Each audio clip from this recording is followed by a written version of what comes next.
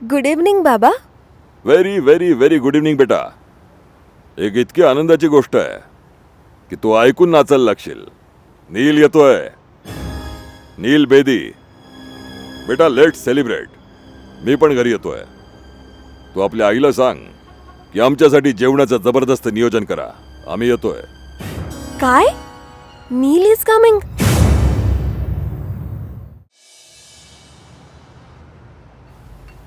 राणूशी खूप गप्पा झाल्या माझ्या काल रात्री.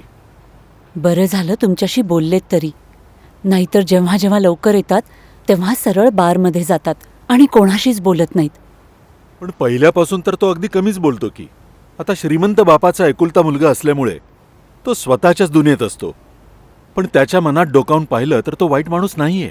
हा पण काही दुर्गुण नक्कीच आहेत. माझ्यापेक्षा अजून चांगलं कोण ओळखतं. बाकी बाहेर हवं ते करा, पण किमान घरी तरी दोन्ही मुलांना समान प्रेम करा. मुलाला तर डोक्यावर बसवलंय आणि वाटोळं केलंय, आणि मेघना तिच्याशी 2 शब्द प्रेमाने नाही बोलू शकत. असं काही नाहीये. काल आम्ही मेघनाबद्दलच बोलत होतो. After all she is his daughter. खूप काळजी आहे त्याला मेघनाची. ती काळजी यासाठी होती कारण मी तिला अमेरिकेला पाठवत होते. का पाठवताय तिला एवढ्या लांब तुम्ही? आपली संस्कृती, आपल्या कल्चरपासून दूर. पाठवलं नाही तर तिचा जीव या घरात गुदमरून नाही जाणार. भाऊजी, मी जे सहन केलं ते केलं, पण या मुलांची यात काय चूक आहे? मुलाच्या बाबतीत लक्ष देणं तर मी कधीच सोडून दिलंय, पण मेघना तर एक निरागस मुलगी आहे. तिच्याबद्दल मी नाही विचार करणार तर आणि कोण करणार? तुम्ही तिला काही दिवसांसाठी माझ्याबरोबर मुंबईला पाठवा. मग तुम्ही बघा, तिला अमेरिकेला पाठवायची जरूरच पडणार नाही. She need the change Padma भाभी, दॅट्स ऑल. इनफॅक्ट राणू पण तयार झालंय तिला पाठवायला. घेऊन जा, पण हे या प्रॉब्लेमचं खरं उत्तर नाहीये. तुमच्या मित्राला समजवा की स्वतःला बदलण्याचा प्रयत्न कर, नाहीतर एके दिवशी अशी वेळ येईल जेव्हा ते पूर्ण एकटे पडतील आणि तेव्हा त्यांना पश्चातापाची संधीही नाही मिळणार. मी करतोय त्याला समजावायचा प्रयत्न. फक्त त्याला थोडासा वेळ द्या. इतके दिवस हेच तर करत होते. प्रकाश कंबाईन्स. हॅलो प्रकाश साहेब, मी बोलतोय गौतम बेदी. अरे गौतम साहेब, व्हॉट अ प्लेझंट सरप्राईज. अरे साहेब, कुठे हरवला होतात? आम्ही तुम्हाला इतके फोन केले, इतके फॅक्स पाठवले. काय करू साहेब, जेव्हापासून आलोय श्वास घ्यायलाही वेळ मिळत नाहीये. पण तुम्ही मात्र अजूनही ऑफिसमध्ये कसे? काय करायचं साहेब, मजबुरी आहे. हो साहेब, तुम्ही तर प्रत्येक काम तुमच्या निगराणीखालीच करता, आणि असं केलं नसतं तर एवढी मोठी सल्तनत कशी उभी राहिली असती? अरे साहेब, का मस्करी करताय? कबीर दिल्लीला गेलाय म्हणून उशिरापर्यंत इथं बसावं लागलं. अच्छा, हे सगळं जाऊ द्या. मला हे सांगा की नीलला इकडे कधी पाठवणार आहात? प्रकाश साहेब, ते तर नीलच तुम्हाला सांगेल की तो कधी येतोय. तसं तो मुंबईला चाललाय काही महत्वाच्या कामांसाठी, आणि तिकडून डिरेक्टली तुमच्याकडे मसुरीला येईल. प्रकाश साहेब, आम्ही तर आमचं वचन पूर्ण केलंय. आता पाहूयात नील तुमच्या कसोटीवर खरा उतरतो की नाही. तो तर आमच्या कसोटीत टोकियोमध्येच पूर्णपणे उतरला होता, म्हणून तर ही गोष्ट आम्ही छेडली. हो हो हो हो, मला म्हणायचं होतं की मिसेस प्रकाश आणि श्यामलीच्या कसोटीवर. आता तुम्ही पुन्हा एकदा तो जुना वाद काढलात. मला पूर्ण विश्वास आहे की नील त्यांना सुद्धा नक्की आवडेल. नुसतं आवडणारच नाही तर खूप जास्त आवडेल.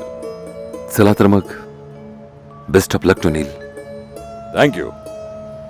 तुम्हाला नाही माहिती की हे ऐकून मला किती आनंद झालाय की नील बेटा इकडे येतोय.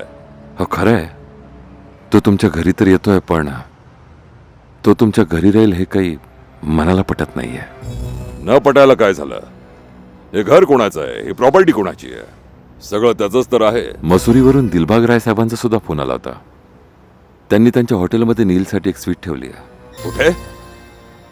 त्याच्या फटीचर हॉटेलमध्ये? हे बघा बेदी साहेब, मला कुणाविषयी वाईट बोलायला आवडत नाही, पण तुम्हाला सावध करणं माझं कर्तव्य समजतो. तुम्ही या दिलबाग रायला अजून ओळखत नाही, पण मी याच्या 7 पिढ्यांना चांगलाच ओळखतो. खैर, आता मला त्यांच्याशी काय घेणं देणं. जसं तुम्हाला योग्य वाटेल तसं करा. ठीक आहे साहेब? तुम्ही बिलकुल निश्चिंत राहा. आम्ही नीलला कुठल्याही प्रकारचा त्रास होऊ देणार नाही. तुम्ही त्याला इकडे लवकर पाठवा आणि मोना वहिनींना सांगा आम्ही सगळे त्यांची इकडे खूप आठवण काढतो. Okay sir, good to you. Oops, I am sorry. Good night sir. ते काय की इंटरनॅशनल टायमिंगमध्ये नेहमीच माझं कन्फ्युजन होतं. Bye bye sir. Thank you Bedi साहेब. Thank you very very very much. छान. डन. हा कबीर सुद्धा कधी कधी खूपच चांगले सल्ले देतो. त्याने सांगितलं होतं की काही काळ वाट पाहूयात. आता पहा ना, या वाट पाहण्याचं फळ किती गोड निघालं. सगळ्यात आधी ही गोड बातमी कुणाला ऐकू? श्यामलीला की तिच्या आईला? नाही, श्यामलीला नको, तिच्या आईला.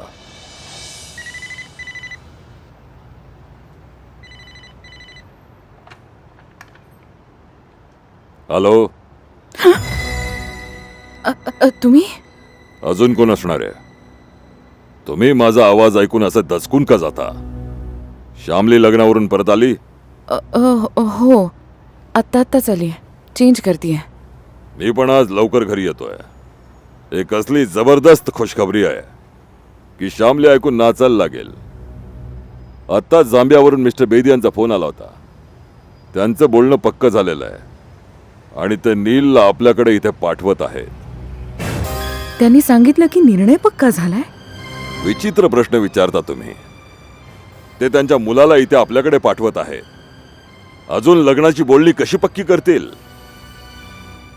एनिवे, आज आपल्या घराचं नशीब उजळलंय. मला आयुष्यात इतका आनंद यापूर्वी कधीही झाला नाही जितका आज झालेला आहे. कोणाचा फोन आहे आई? श्श, तुझ्या बाबांचा फोन आहे. ओ गॉड, मी नाहीये. ही काय खुसूरपुसूर चालली आहे? ते श्यामली.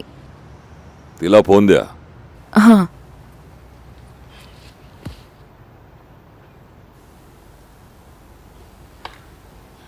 गुड इव्हनिंग बाबा. Very very very good evening बेटा. एक इतकी आनंदाची गोष्ट आहे की तू ऐकून नाचायला लागशील. नील येतोय. नील बेदी. बेटा, लेट सेलिब्रेट. मी पण घरी येतोय. तू आपल्या आईला सांग की आमच्यासाठी जेवणाचं जबरदस्त नियोजन करा. आम्ही येतोय. काय? नील इज कमिंग?